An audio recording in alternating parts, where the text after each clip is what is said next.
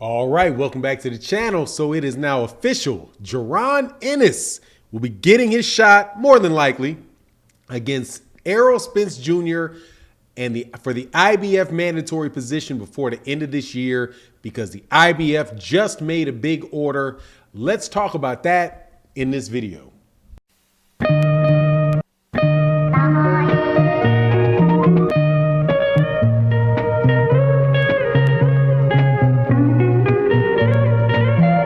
All right, welcome back to the channel. It's your boy Fanon. Good news in this video: Jaron Ennis has been ordered to fight Custio Clayton in an IBF title eliminator. The winner to be the mandatory for Errol Spence Jr.'s belt, or should I say, the winner of Errol Spence Jr. versus Yordenis Ugas. But before I get into the subject matter, that subject matter in depth, let's first say thank you for coming to the channel. If you're subscribed to the channel, thank you. If you're not, make sure you hit the subscription button and hit that bell icon so you can be notified of when we release more videos. And thank you so much. Also hit the like button, share the video, all that good stuff. All right, this is really good news because this is a situation where we very well may be getting an absolutely great fight by the end of the year.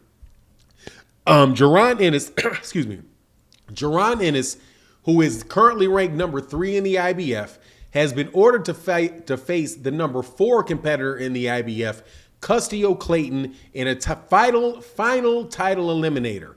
That would mean that whoever wins that fight will become the mandatory for Errol Spence Jr.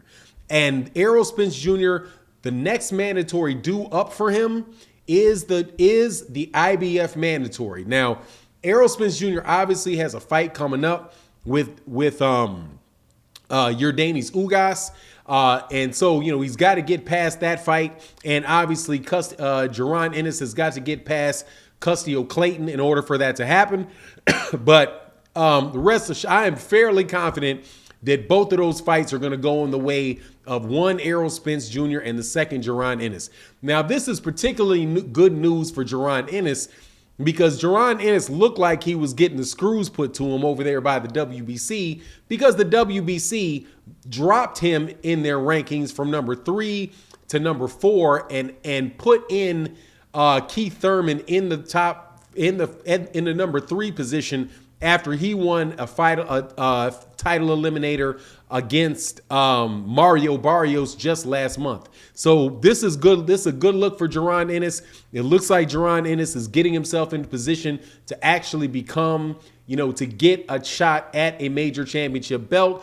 And it's a big thing for him because when he gets that mandatory, either whether it is Yordenis Ugas or whether it's Errol Spence Jr., he'll be fighting for 3 belts: the IBF, the WBC, and the WBA, which puts him at that age of, was he 24 years old, in a very, very good position.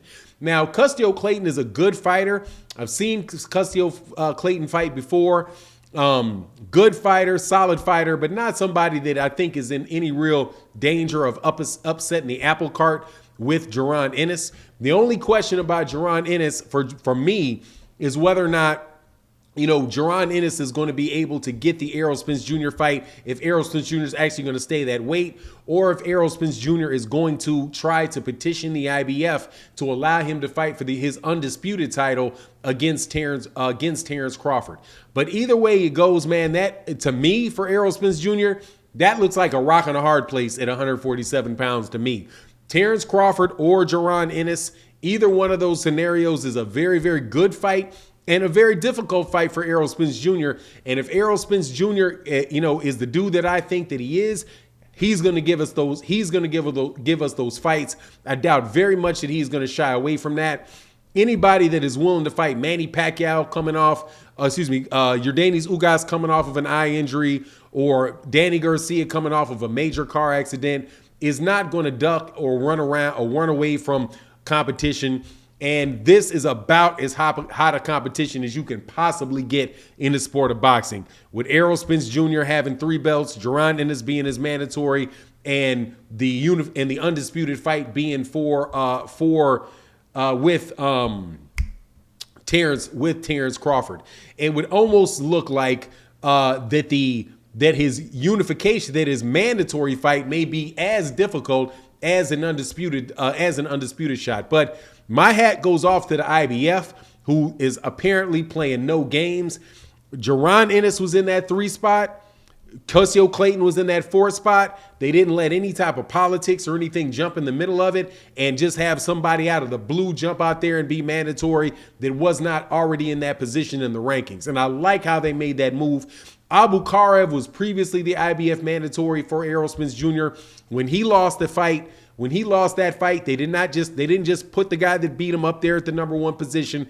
They kept it where Jaron Ennis was the number 3 and Custio Clayton was number 4. And then they come out and they make this order. Absolutely great stuff out of the IBF. Can't say the same thing, however, for the WBC, who looks like they may be playing a little bit of games here because, Keith Thurman had come out and said that his fight was going to be for the mandatory position for Errol Spence Jr. The WBC then, after there was a lot of pressure and a lot of comments made about it, jumps out there and says, no, that's not the case. It's not a final eliminator. But just like I said in the videos when I talked about it before, do not be surprised if they plop Keith Thurman right up there in the top 3 after that fight with Mario Barrios and put him in his position where they can name him mandatory. And that is exactly what happened. Mario Barrios was not a major champion for the W. He was not a champion and never had fought. He's coming off of a knockout loss at 140 pounds and fights to be in a position where if he would have beat Keith Thurman, would have been the number 3 rated guy in the WBC. Not exactly fair for if it would have been Mario Barrios who would have won. Not particularly fair to other people in those ranking systems. That is Keith Thurman now. But I'm very, very happy to see that the IBF is following through on this stuff with Jaron Ennis. Now, for me personally, it's a tough situation because it's a lose-lose situation for me because I think Errol Spence Jr. is a terrific fighter. I think Jaron Ennis is a terrific fighter. I like both of those guys. If Jaron Ennis is going to be fighting for a world champion against Errol, that's a tough first go to get, for a shot at a world championship is to have to fight Errol Spence Jr. for it, right? And likewise, it's a tough situation to have to defend your IBF championship against a young gun like Jaron Ennis that really does look like, he's got all the talent in the world. But the best case scenario in this situation would be that Errol Spence Jr. gets a pass on the Jaron Ennis fight and is allowed to fight for a title with, for the undisputed with Terrence Crawford. The timing of this, I do believe they said that the purse bid takes place they ordered a purse bid for March 1st if the promoters cannot come up with a deal. So that's another, 6 weeks for those guys to come up with a deal. I do believe after that, they may have another 90 days or so to make the fight. So that would maybe put it in the June, like the May timeframe, something like that.